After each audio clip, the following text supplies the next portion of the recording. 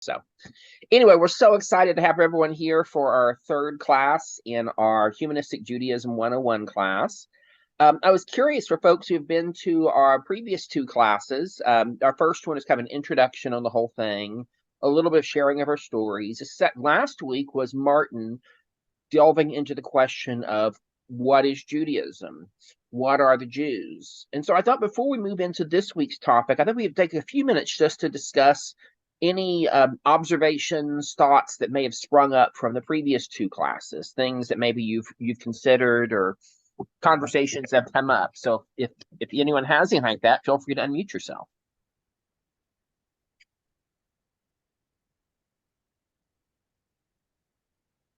Skip.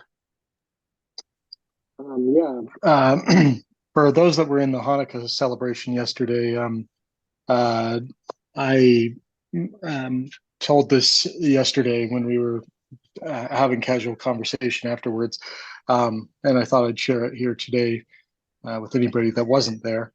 But about a week ago from Friday, I attended Shabbat services with a local Havara that is a reconstructionist. So that was kind of a unique experience to be with, the people who are coming from that point of view within Judaism. But in particular, one of the things that was a unique experience for me that called back to the conversations about Judaisms was that there was an older woman who was also attending for the first time, actually, but she was Jewish ethnically and religiously. And when I had introduced myself and said that I was someone who was, had begun exploring humanistic Judaism, afterwards, after the introduction, she came up to me and was asking me all sorts of questions about it. And initially, I was excited for her curiosity, and she was, of course, polite and kind. But it pretty quickly seemed like she was less curious and more kind of. It was kind of more interrogative. She was kind of interrogating me. Because she couldn't really understand how a humanist, somebody that didn't believe in deity, could be Jewish. And she kept asking questions about when I explained, that our perspective is one where human beings are capable of solving our problems and addressing issues and thinking about things, with our own minds. She was asking questions like, well, what kind of problems do you solve? and just she really couldn't wrap her mind around it. And as I said, she was very kind, and so there was no disputation or contention, but it was just a very unique experience. Everyone else was very welcoming, and there was even one other humanist there, actually. But just that being my first time ever attending a Shabbat service, I thought it was kind of interesting and a little humorous that was one of the first experiences I had. Oh, absolutely. What's interesting too, though, even within these movements, how much diversity there is, because most of the time in a Reconstructionist context, humanism isn't that far out of the norm. They are, compared to some of the other Jewish movements, much more humanistic friendly, but person to person, it can still vary widely. So that's super interesting. It sounds like very positive. You could respond confidently in the moment. Laurie? I'm getting involved with I recently actually joined a Reconstructionist synagogue, and this particular synagogue is very aligned with my beliefs on Tikkun Olam, and they've been very LGBTQ friendly from even the 1990s. I've never joined a synagogue before, and it's a new thing for me, and I was a little bit nervous about, I don't think I don't think I'm going to go to services. I just don't think that really grabs me. It's more the learning and the community. I kind of take it from a humanistic perspective, and then I connect to community when I do group. It's not like I'm saying I'm praying to God. It's more like I'm connecting with my ancestors, with the community. And in that sense, I guess I'm doing it from a humanistic point of view. Mm-hmm. Absolutely. Phyllis, did you have your hand up? Yeah.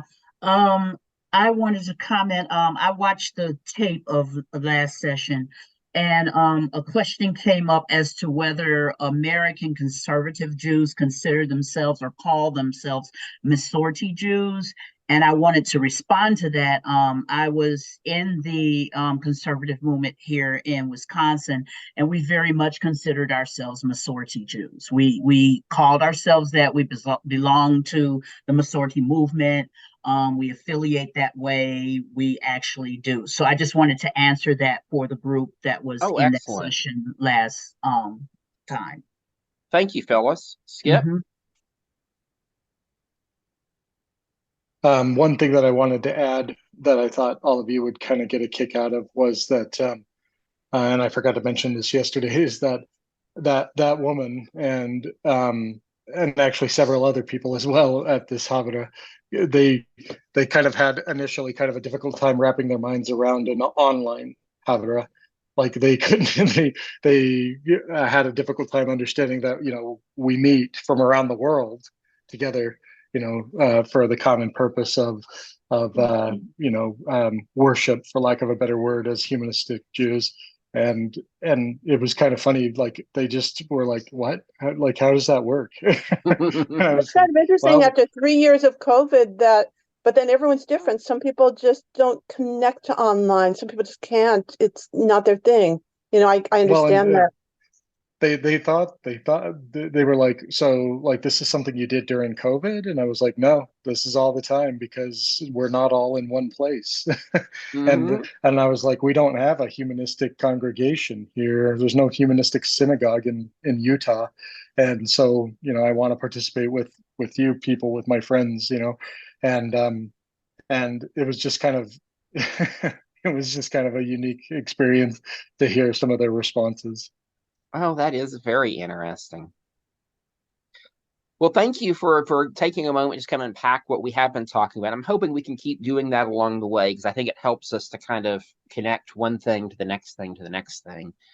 For today, our main topic is Hanukkah, but I kind of have a sideways topic as well, and that is discussing and engaging with the Kavruta method of study. And I've really kind of gotten excited about this lately because I've taken several classes through the Yeshiva. It's a program that's put together by the people behind the Judaism Unbound podcast.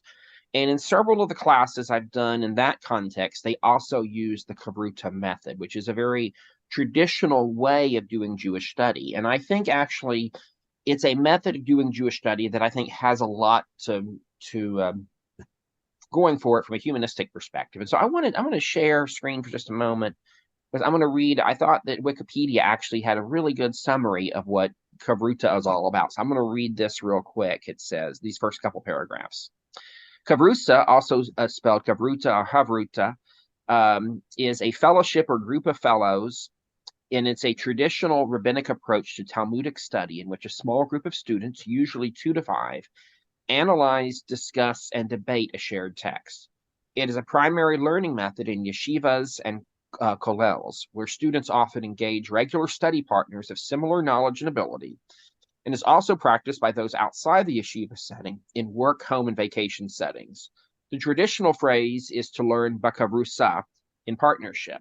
The word has come by medonym nimi to refer to the study partner as an individual, though it will be more logically described the pair. Unlike a teacher-student relationship in which the student memorizes and repeats the material back in test, Kavruta-style learning puts each student in the position of analyzing a text, organizing their thoughts into logical arguments, explaining their reasoning to their partner, hearing out their partner's reasoning, and questioning and sharpening each other's ideas, often arriving at entirely new insights into the meaning of the text. Also, I'll mention that this word kavruta, its root is also the word kaver, or friend or companion in Hebrew. So the idea of kavruta study is that it's peer engagement. It is people, ordinary people, getting together, reading a text, forming some opinions on it, and then discussing it. And sometimes it's, not much contention. Sometimes it is more contention. Either way, value comes. And the idea, I would also say in Kavruta study, it's a little bit, I've read a little bit about the world of improv comedy.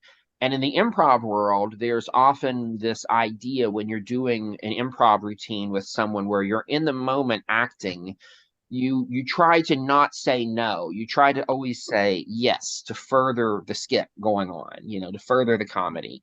Um, in the same way in Kavruta study, it's not so much about trying to have the right answer, but rather it is as a group of 2, 3, 4, 5 people talking through a text and then having ideas and seeing if together you can come up with new ideas. You're seeking the creativity of this other person.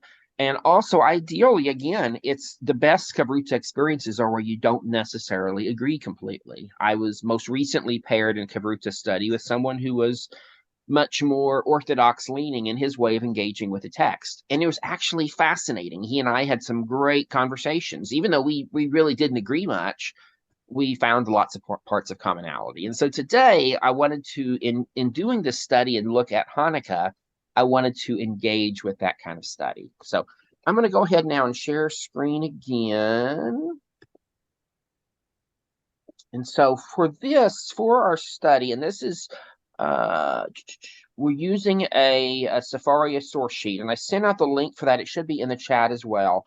My suggestion is when it comes to when we're going to do breakout groups in just a little bit for our discussion together. So I'm going to spend just a few minutes kind of orienting us to this document where we're going with it, and then we'll do our breakout groups. We'll engage in the breakout groups together on the text, and then we'll come back together and we'll kind of unpack it some more and see where it goes. So for the source sheet, we're looking at Hannukah through a series of some different points of time. And one of the things kind of to highlight is that for each of these texts, it'll say what the text is. It'll say approximate time period of when we think it was written. You were dealing with the ancient world, it's always a little bit fuzzy. So you're going to see ranges of dates, not necessarily a single date. Also, when we know it, I'm putting the geographic location the text came from, because geography is also important to give us some context. So the first text we're looking at is out of the book of First Maccabees. Now, First Maccabees is interesting because I think we've had in the past some members of our community who grew up Catholic. For many Catholics, the first book of First Maccabees is in your Bible, and some kinds of Orthodox Christians, the first book of First Maccabees is in their Bible. It is not considered to be part of the Jewish canon. The main reason for that is its timing of when that text came to be, which was a little bit after the books that we traditionally put in the canon, but also because the book became most popular in Greek form. Not in Hebrew. And so because of that, that's one of the reasons why the book did not make it into the Jewish canon. Nevertheless, because it gives us some history that we don't have anywhere else. In fact, I'll mention for the text we'll be looking at today, it's an English translation, but I specifically picked one that was a translation of the text from Greek. And the problem is, if you look at First Maccabees on Sefaria, they have a Hebrew text, but that Hebrew text was from the 11th century CE. First Maccabees was probably first written in Hebrew, and there's some reasons for that I won't get into today, but we are pretty sure it was first written in Hebrew. It was translated into Greek, and that's where it became a bestseller in the Jewish world. It was very popular. It was read widely. It spread throughout the Roman Empire. It later became an important text for the Christians. Now, as time goes by, the original Hebrew text is lost to history. We do not have it. About 12 centuries later, in the 11th century, someone translated the Greek translation into Hebrew, and that's the version that's on Sefaria. Now, to me, that's so many layers of translation, and then doing an English translation of that, so I picked an English translation that translates from the Greek, which is one step removed from the original source instead of more. So anyway, the first one is from First Maccabees. It's a longer passage, but it tells. In looking at this, I want especially for us to look at what is familiar to us in the story and what is not. What are pieces of Hannukah we will recognize? What are pieces we will not? After that, the next text, and I picked this is a passage from the Christian New Testament. If you ever hear folks say, for Christians that may push back on the idea of Hannukah, I always point them to the fact that Hannukah is in the New Testament. And so, but also what's interesting is this is also a very early, one of the earliest texts we have about Hannukah outside of Maccabees, because this is circa 90 to 110 CE of what was being said about Hannukah. So we have that text. The third text, we jump forward in time a few hundred years to the time of the Babylonian Talmud. This is the Talmud, by the way, is a collection of writings that recounts the dialogue of rabbis, the sages, about the Jewish traditions. And particularly, it was envisioned as or described as being an embodiment of oral Torah, the idea that Moses gave Torah, the written Torah, at Mount Sinai, but he also shared this oral Torah with the people of Israel. And eventually the rabbis at this point in time in captivity in Babylon wrote it down. If you've ever read the Talmud, it is a crazy, complicated, it's a trippy read. But in this, we have just a little excerpt that talks about Hannukah. And we see the evolution. And notice when we get to this text, what is present at 500 CE that was not present at 100 or so BCE? Because some things have changed. We then jump ahead some more to somewhere between 1170 to 1180 CE with Rambam in his Mishnah. It's not right. I believe it's Mishneh Torah, where that he gives again a lot of the embodiments of what he understands of Jewish law, and so he has his version of the Hannukah story. And finally, we jump forward actually about 1,000 years to, I have a short reading from the Reform movement on their take on Hannukah. And finally, at the end, we have some blessings, both theistic and non-theistic to look at. So anyway, with that orientation out of the way, for our Kavruta, let's see how many people we have here today. Looks like 1, 2, I'm going to do it by screens because some of y'all are more than one on the screen, obviously. But we'll do 1, 2, 3, 4, 5, 6, 7, 8, 9, 10.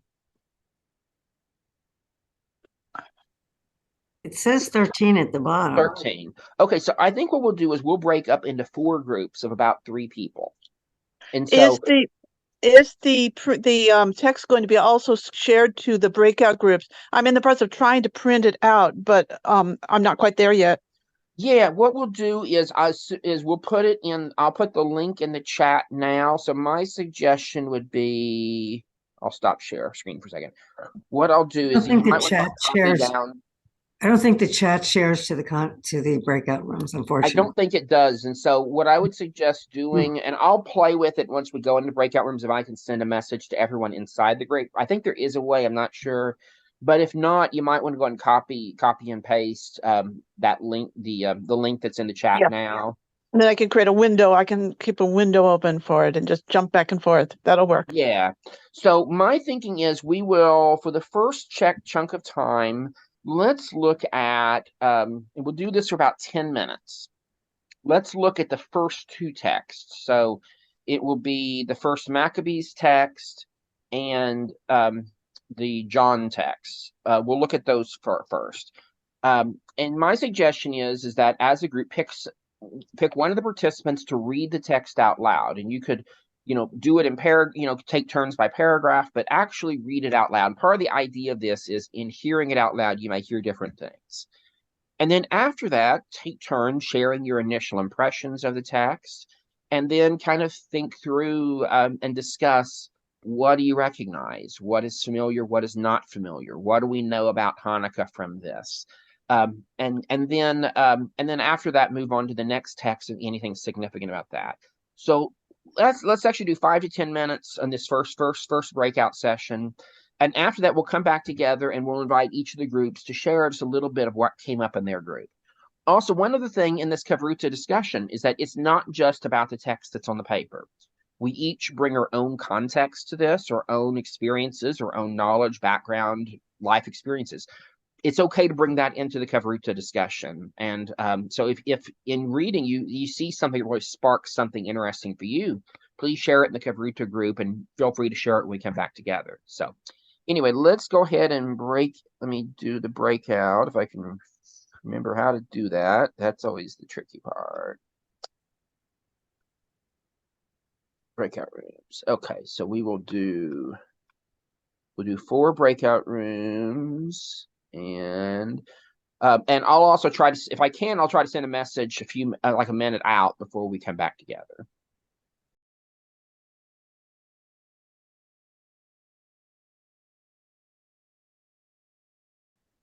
Okay. So how was that? Was that a good conversation? Oh yeah. I think Yes, so. I think so. Okay, so Yes, for the I think first so. So for the first room, and that was, I think, Carla, Casey, Paula, and Betty Ann. Any thoughts that y'all had from these texts? I just we noticed the oil part wasn't there, Mhm. and we talked about the fact that at least I felt that the Jesus dedication one said basically every year we're going to rededicate, or we're going to commemorate the dedication. So that's Hanukkah. Mhm. Was there anything else anybody else remembers that we talked about?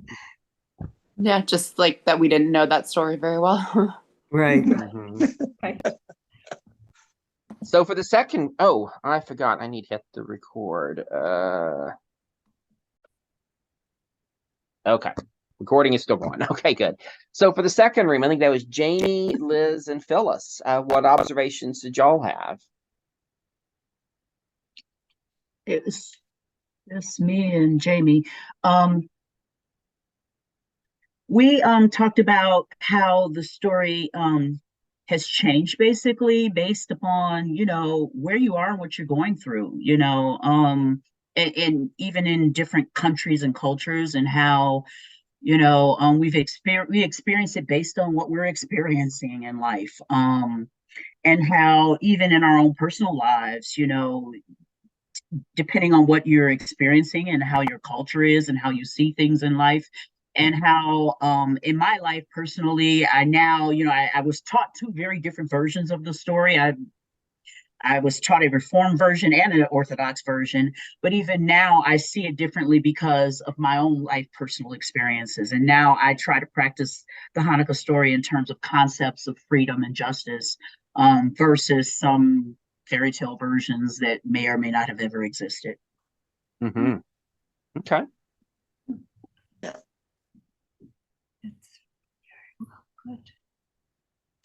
Yeah, we talked about the historical background and how it's changed, and I think I also mentioned you mentioned how Maccabees 1 and 2, because it was in Greek, was a reason that might have not made it into the canon. And I just brought up that that's probably true as well, but also in Rabbi Felix's class, because I have 2 sessions of Hannukah, he says also true that the rabbis hated the Hasmonean dynasty. So they didn't like the Hasmoneans, and therefore, in any way kind of, because eventually, and how eventually, although they were rebelling against Hellenism, they became Hellenists themselves. So in the end, they were adopting Greek names and titles and culture, and the very thing that they initially fought against, as reported in the books of the Maccabees, they ended up becoming themselves.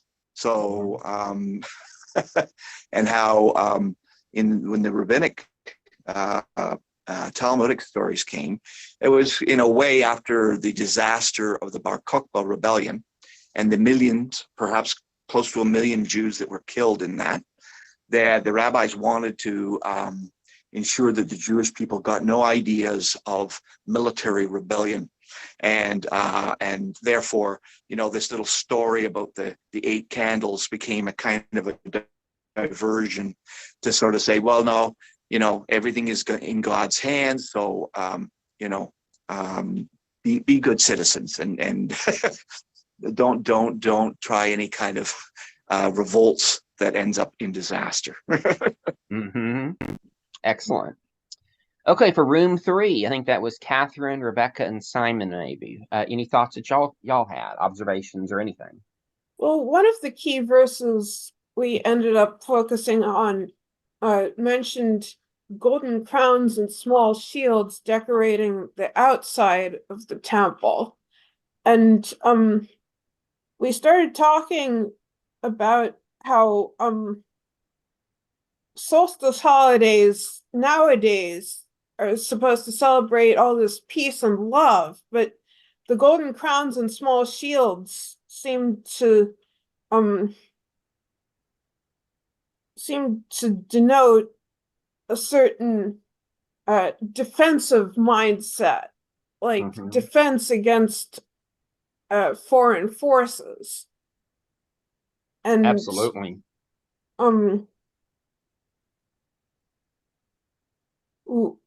So we didn't really arrive at any sort of synthesis between the two, because that would be really hard. Those two opposing meanings of the holiday. But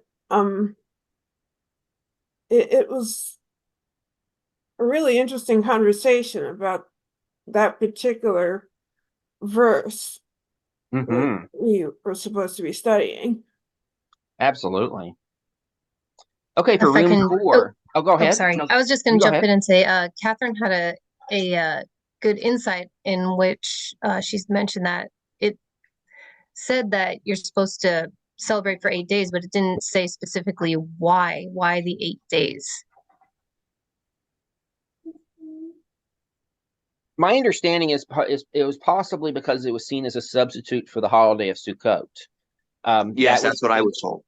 Yeah, because at that point in time, Sukkot was the big holiday. It was bigger than the holidays. It was bigger than Passover. It was the big holiday. And so if you couldn't do Sukkot at the right time of year because you're in the middle of a war, then the next best thing is to do it late, but still to do it, is what I've been told. Yeah, that's also available for Passover. So that's not unheard of.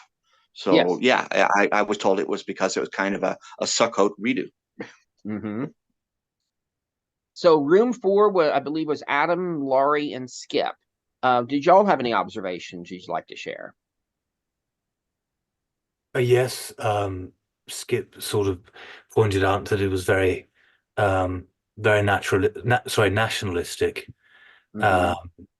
And Laurie sort of emphasized that their emphasis on cleanliness, and I pointed out that often people with a ultra-nationalist, ultra-conservative mindset tend to be sort of very concerned with purity and cleanliness. And I observed that in part of the text, it seemed at least OCD adjacent in its sort of ritual purity and the pedantic nature of it.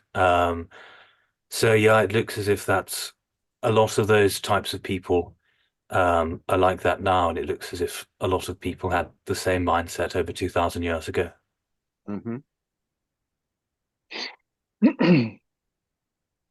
Yeah, Adam was provided a particularly good insight in when we were talking about that emphasis on that, the way that I framed it was that the otherization, where if anybody comes in and steps foot in the temple, let alone touches anything or performs anything in the temple, then it's defiled, and just tear it down. And Adam spoke about that purity culture idea, and also talked about kind of the essentially what kind of boils down to what we would refer to as racism. That was observed with the Jewish people under the Maccabees. And Laurie also commented on kind of a unique experience. I'll let you tell it, Lori, but in modern times, where with a more Orthodox community. But go ahead, Lori. Where my grandfather was pretty much Orthodox. He was an immigrant from Europe, and he used to keep his shoe store open on Shabbat, on Saturday. He wasn't that religious, that totally obsessively religious, and the community was very upset about that. They just really got upset about the idea of his doing business on Shabbat. Even though he was mostly Orthodox and he in fact studied Torah a lot, but he was deviating from that strictness.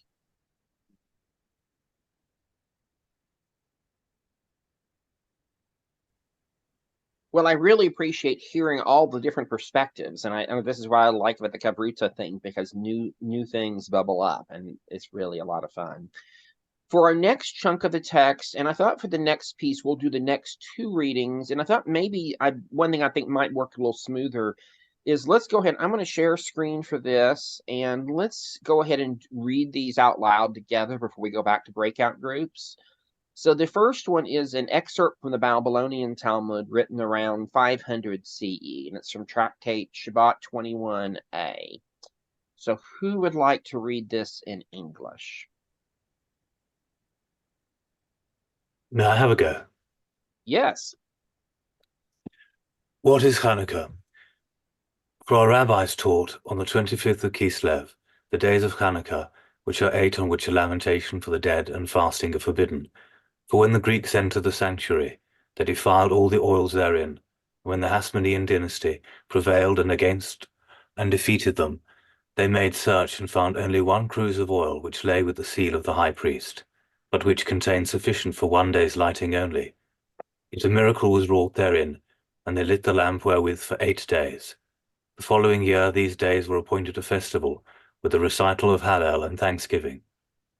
Thank you. And then the next reading, this is about 600 or so years later. This is from the Rambam's Mishnah Torah. So who would like to read this text? I'd be willing. Oh, go ahead, Catherine. Okay. When the Jews overcame their enemies and destroyed them, they entered the sanctuary. This was on the 25th of Kislev. They could not find any pure oil in the sanctuary, with the exception of a single cruse. It contained enough oil to burn for merely 1 day. They lit the arrangement of candles from it for 8 days until they could crush olives and produce pure oil. Accordingly, the sages of that generation ordained that these 8 days, which begin from the 25th of Kislev, should be commemorated to be days of happiness and praise of God. Candles should be lit in the evening at the entrance to the houses on each and every one of these nights to publicize and reveal the miracle. These days are called Hannukah. It is forbidden to eulogize and fast on them, as on the days of Purim. Lighting the candles on these days is a rabbinic mitzvah, like the reading of the Megillah. Okay. So let's go ahead now. We'll go back to the breakout groups and discuss this text. And so just a reminder, if you want to have the text in front of you, the link is in the chat. You might want to save that before we go to the breakout groups. But we'll be in the breakout groups. We'll do it for about 5-10 minutes again, and then come back together. So before we go out, who wrote the two that we read? I mean, the last one's the one we're familiar with.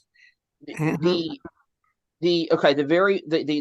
first one. Okay, so far the very first one was from First Maccabees. Second one was from the Christian just book the of two John. we read right now. And then the third one was from the Babylonian Talmud, about 500 CE. Okay. And the fourth one was from Rambam, from the Mishnah Torah, about 1100. So these two we're talking about now are 500 and around 1170 or so of the Common Era. So it's a little bit later in time. Especially that second one is solidly in the medieval times. So. Right. Thanks.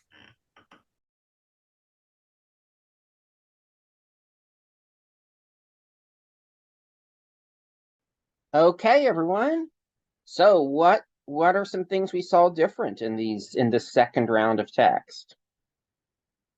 Dates back to ancient Greek and Roman times. It's a story that most of us know or knew. Mm-hmm. The custom of lighting the Hannukah. Mm-hmm. One thing that came up for us is that the story seemed like it got simpler over time, like not so much a civil war as the war of the Jews, against the Greeks or whatever. And then we realized that like simple stories get passed down, stories get simplified and kind of smoothed over, complexities get smoothed over time as it goes down through the ages. Mm-hmm. Yeah, we talked about how in the context of the previous set of readings, it seems like the oils are just one example of things that the Greeks defiled. And I found myself looking at the defiling through the lens of what Group 4 had said about purity culture. And I started thinking maybe the Greeks didn't just actually destroy anything. Maybe they were just there and that was bad enough. And the thing about purity culture is it really isn't sustainable. I mean, things get into each other. Life happens. So maybe Hanukkah needs to be adapted into a holiday about sustainability. Like, how can we exist sustainably with other cultures and still be ourselves? The whole thing with the dangers of oversimplification reminds me of something when my son was, my family was just exploring Judaism for the first time. Actually, those of you who are in the service yesterday have heard this story, but I'm going to tell anyway, very short, because I think it's a good one. It really captured his imagination, Hanukkah. But then a month or two later, we were attending a Greek cultural festival in our city. They were having food and music, the whole nine yards. It was great. As we were walking in, all of a sudden, my son looked at me, and he's about 6 years old then, grief stricken, and says, "We can't go in there." It's like, why? This would be fun. He says, "What if they find out we're Jewish? They're Greeks." And of course, had a lot of conversation then about, well, a lot of time has passed and the story is a little bit oversimplified anyway, but modern Greeks are not the same as ancient Greeks, and we'll probably be safe at the Greek Cultural Festival. But it did make me think about, what messaging do we send our kids? And I do think children, especially, they love good guys and bad guys, clear cut, no grayness. But reality of it is that life is messy and complicated, and um, maybe the stories we tell our kids, we need to be asking them questions about, but also, even if those are the stories we tell our kids, they probably shouldn't be the exact same stories we resonate with as adults. Skip? I really like the way that you brought that up, where you talked about like the good guys and bad guys. That was something that I mentioned in our last breakout session, is that with the story in the book of Maccabees, it's talking about how they vanquished the enemy, basically vanquished the foe. Excuse me, and and they were victorious, and so they were triumphant and jubilant afterwards. And I mentioned to Adam and Lori that it's frustrating to me when I read texts like that talk about war and bloodshed in ways like that, because and Lori, perhaps correctly attributes this to presentism on my part, but it's very frustrating to me when these texts don't talk about the reality of war, the truth of war. That even when there is an enemy that must be defeated, that it's still horrible. It's horrible for the people fighting. It's horrible for the lives lost. If it's ever necessary, and that's a debate for another day, if it's ever necessary, it's a necessary evil. and yet the story as we see it in Maccabees is, Judas or Judah Maccabee, he's the hammer, and they were victorious, and it's just that oversimplification. We talk about oversimplification. That oversimplification of what war actually is, it's always very frustrating for me. Phyllis, and then after Phyllis, Adam. So we talked about that too in the first session, about the idea that it was a really, really bloody war, and most people don't ever mention that to their children. And in fact, the reform movement, glosses over that altogether and refuses to talk about the fact that it is a bloody, bloody war. And in the second part, we talked about, in our session, we talked about how this is the fairy tale. This version here is the fairy tale that we all choose to either accept or not accept, or debate about or contest, or this is the story we all know about the oil, and the truth is this is the part we fight about, whether we accept this as the miracle or not. And it comes down to whether we decide we believe in the miracle. Was this a miracle or was it not? How do we define miracle here?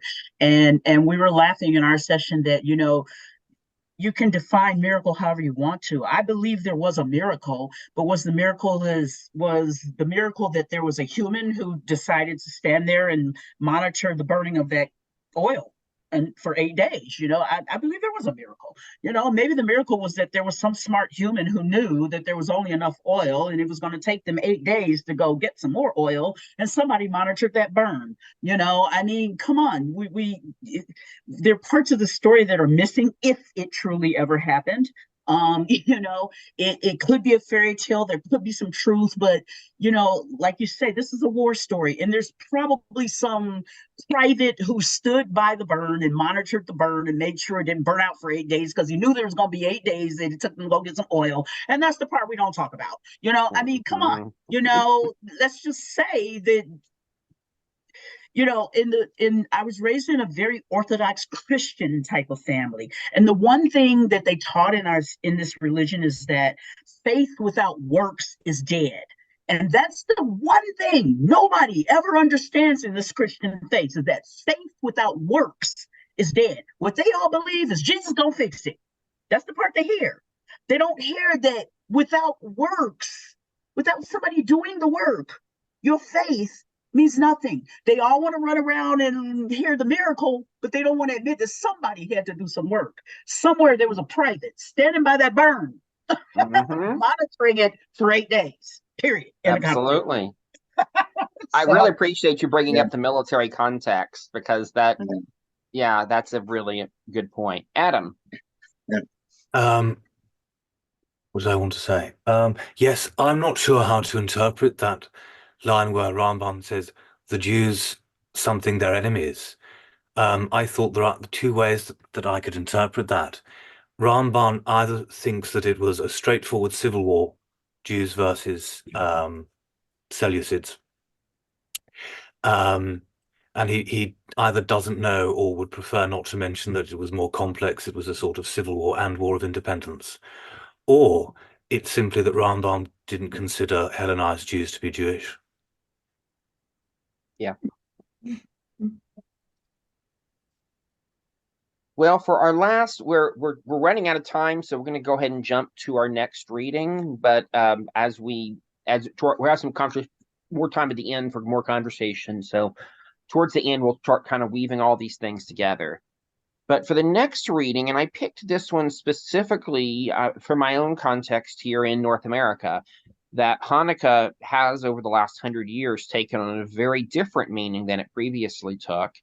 And I think in some ways that meaning has now become, I know in Israel, from what I understand, it's become a more predominant way of seeing the holiday. It still varies some, but I thought is a good picture of that. I found a reading from the Reform movement. So I'm going to share screen real quick. And would someone like to read this?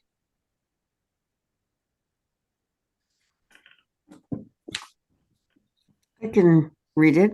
Although Okay. the practice of lighting the menorah, also called a Hanukkah, was common throughout much of the 19th century, North American Jews tended to neglect most of the other traditions and practices associated with the holiday.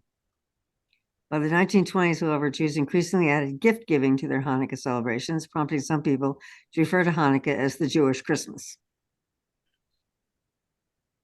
Should I keep reading? In some Sure. way, the transformation of Hanukkah is linked to the growth of North American Jewry within its unique environment. The elevation of Hanukkah to a major holiday was partly the result of Jews acculturating themselves to a North America that was overwhelmingly Christian in population and symbols. Although Hanukkah had become an important holiday among North American Jews by the 1920s, it would be incorrect to regard it as an imitation of Christmas with an emphasis on the exchange of presents. Rather, North American Jews use this holiday as a celebration of family, reinforcing Jewish identity in a place where population may be overwhelmingly Christian. Hanukkah is a means for North American Jews to feel a kinship with their neighbors while simultaneously asserting their Jewish distinctiveness. So this is another very different take on Hanukkah. So we'll have about 5 minutes in the breakout rooms to discuss this, and also to use this as time also to kind of go back to the other readings we looked at and to kind of think of them together, of what do we make of these the changing meanings we have here. So we'll be in breakout rooms for about 5 minutes.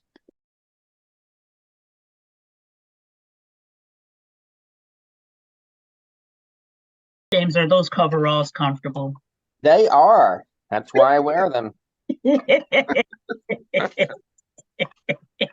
No, they're kind of my everyday wear in the winter. I just don't see the point in regular pants with the tight waistband. Life is too short for that. I got a pair. I know mine are very comfortable.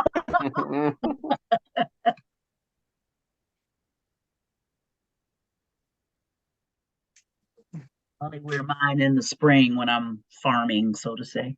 Mm-hmm.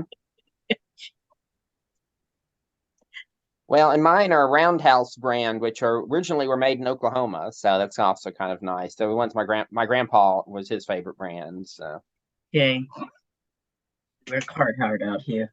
mm-hmm.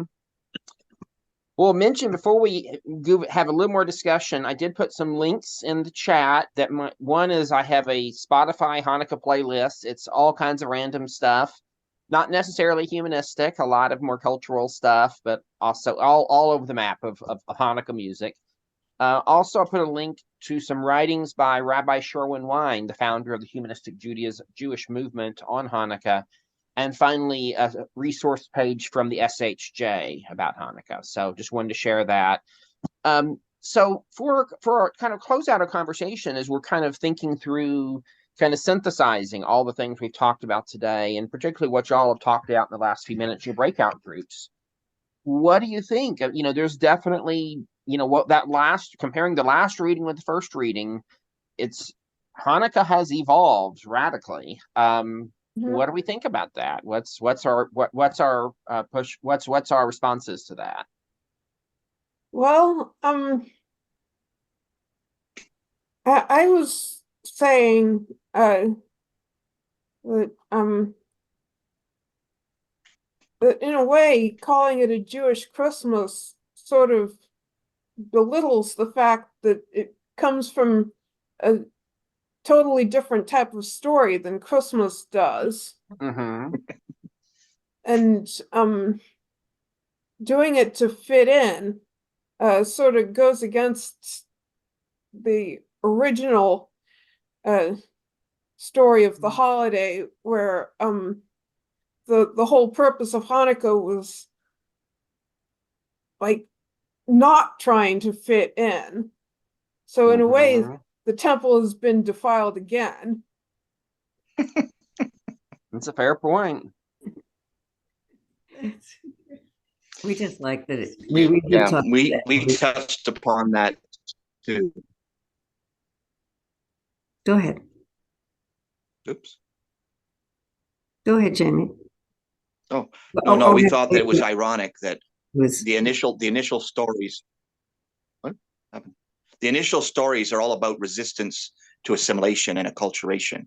That's the foundational stories, right? In the Maccabees, is really about fighting against assimilation and acculturation. And then now, all the way to what we have today, it's very much an acculturated celebration. Mm-hmm. So it's an eye-ring. It's kind of gone, well, kind of the way the Osmonians went. They went resisting Greek culture, and then they ended up assimilating Greek culture in the end. So, I mean, where would we be? I mean, like someone said, I think in the previous session, you know, to Haredi Jews, you know, we're not Jews. So basically, where would we be if we were at that time? Would we be on the side of the more Hellenistic types of Jews, or the more zealot types? I mean, I don't know. It's a good question. Adam. Hello. I'd probably be an Epicurean or something. I'd probably leave Judah and head straight to Athens. Anyway, the whole Chrismukkah phenomenon, as we've probably all noticed during our session, traditions weren't handed down from heaven thousands of years ago and remain static. You know, they're constantly evolving, or simply being created whole cloth. So I think Chrismukkah is just sort of a continuation of that process. I think it's a shame that people felt the need to assimilate, or still do. But I think now that it's done, Chrismukkah is quite harmless and a bit silly and quite fun. Did it actually start before Christmas and Hanukkah actually overlapped one year, or that maybe that was Thanksgiving or whatever? Skip mentioned that in America it's gaining the commercialization of Christmas, which I was unaware of. So I think that's sad. It's a smaller scale of it. I was just at Target yesterday, and there is a small Hanukkah display of various products. Now, that said, did I buy some of those products? Yes, I did. Do we decorate our house with Hanukkah stuff like people do Christmas decorations? Yeah, we do. So we may be, you know, our family may be doing exactly the commercial, and I have mixed feelings about that. But I also think to me, what was happening in the 1920s, my understanding of why that time period in particular, it was when there were some Christian evangelistic efforts specifically aimed at Christmas time. And we're trying to get Jewish kids to come to the church and have a little present and come to our Christmas party. And many Jewish families were very uncomfortable with that, but they also felt like they needed something that was appealing to their kids too. And as the stepdad of a teenager now, but when I can recognize the value of that. I mean, as a kid, you know, holidays involve presents are a really big deal. And so I even though I think I might have some objection to it in some ways, I also do think there's something valuable. Holidays that capture their attention, I think there's value to, and it's nice giving gifts to loved ones. Yeah.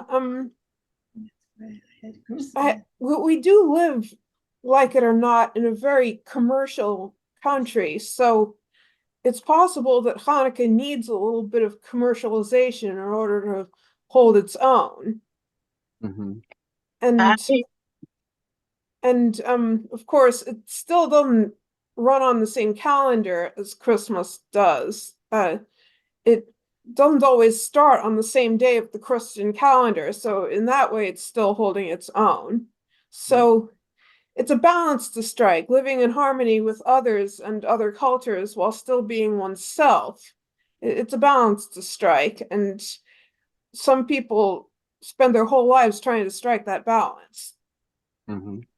I question whether we are holding our own at all. I really seriously question it, having grown up now in both faiths.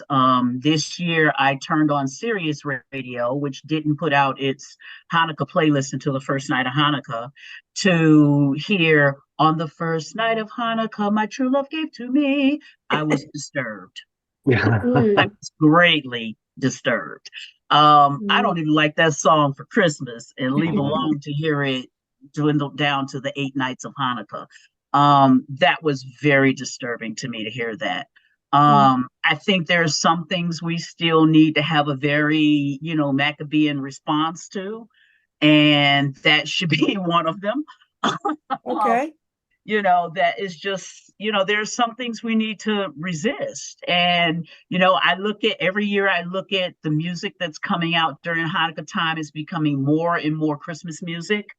It's becoming more and more imitative of, there's a line to draw in the sand. It's okay for us to have our own music. It's okay for us to have our own stuff. That we have beautiful sounds, we have beautiful tones, we have, our music is not on the main beat. It's very, very disharmonious, and it should stay that way.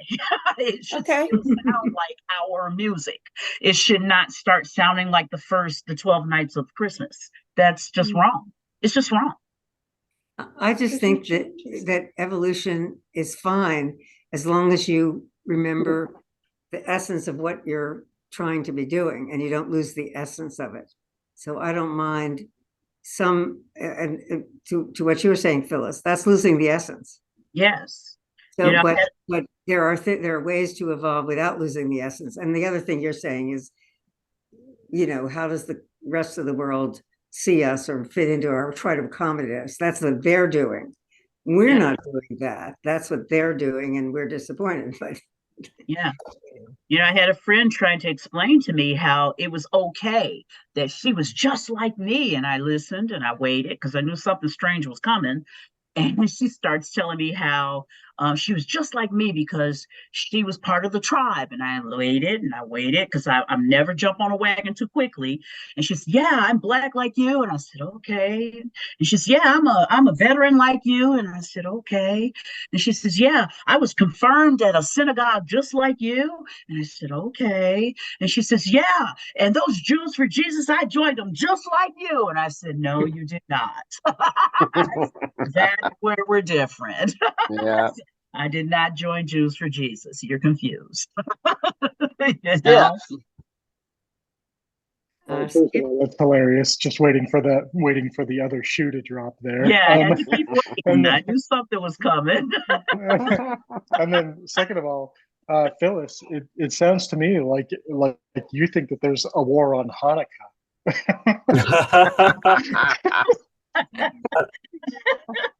Well, I think that's the easiest one to attack. It's, I think the next one they're attacking, honestly, is Purim.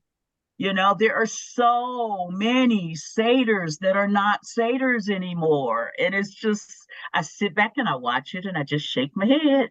I'm just like, oh my goodness. If a Christian wants to have Christian Seder, they should at least think about the people like my grandparents who went through pogroms at Easter time. And if they're going to do that, have a Seder on Easter, just at least remember that Easter was not a happy time for many Jews. They're having them. They're saying that the Last Supper was a Seder, and so they're having them. That's right. Yeah.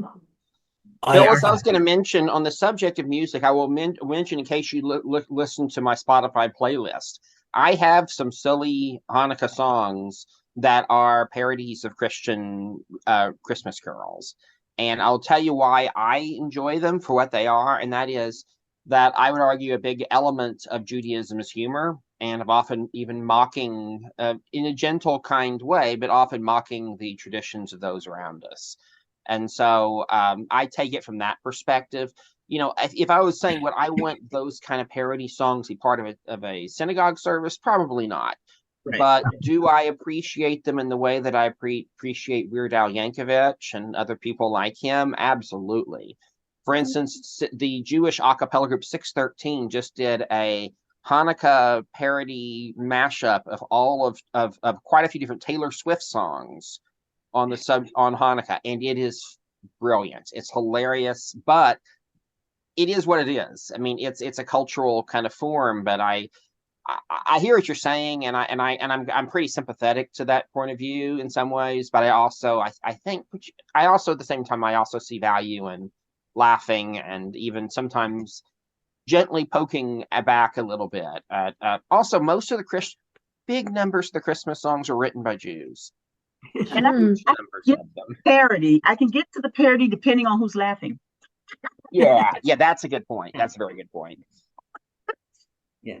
I happened to listen to a podcast a month or so ago, and they were saying that there's no evidence of seders until centuries after Christ's lifetime. Right. Yeah, at least in its form. That's I mean, true. was there something kind? I mean, was there a Passover meal of some kind that was observed previously? Probably so. But the Mm. Seder, as we know it, its earliest roots are actually, my understanding was about the Greek Symposia, and it was crafted as because the Greek symposium were so popular. These events where people would get together, eat good food, lounge about, drink lots of wine, and talk about heavy stuff. And so lots of Jewish young people, especially intellectuals who wanted to party, they wanted to go to these things.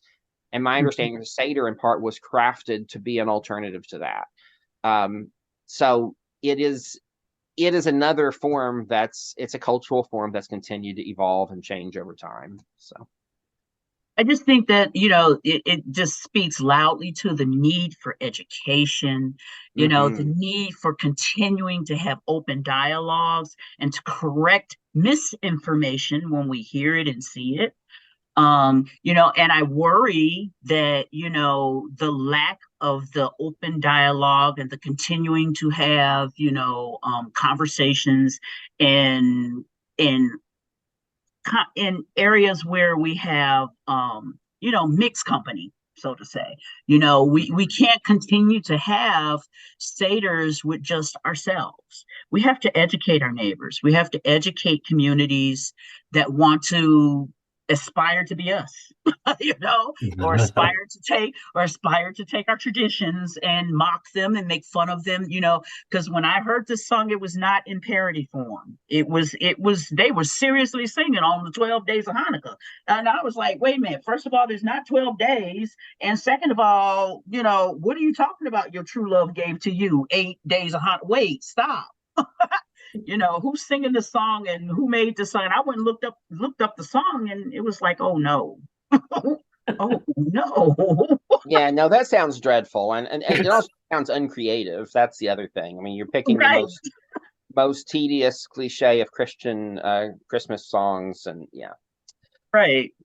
Real quick before we have some folks leaving, I just want to mention that we are not having a class in 2 weeks because that's Christmas Eve, and a lot of folks are doing family stuff then. But on January 7th, we'll be our next class. Martin is going to be teaching on the topic of the question of Jewish adoption or Jewish conversion. He does have some links, and if you our class resource page, and I'll put a link to that again in the chat, has links to this, but there's some things he would love for you to watch or listen to before the next class. But that'll be coming up on January 7th, and then after that, just kind of teaser.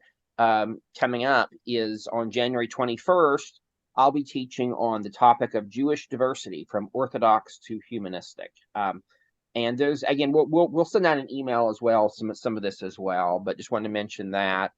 And other than that, I'm going to turn off the recorder, but we will leave the Zoom open for a few more minutes if anyone wants to continue visiting. And I'm just really excited everyone was here today. It was a really good session and really appreciate it. And also, real quick before we go though, what did y'all folks think about the Kavruta during the breakout? Was that a way of doing conversation y'all felt comfortable with? How did you feel about it? I liked it a lot. It just felt like it was a more active kind of learning. Good. Okay, I think we'll keep doing that then, because I thought it worked really good. So, okay, I'm gonna hit stop recording.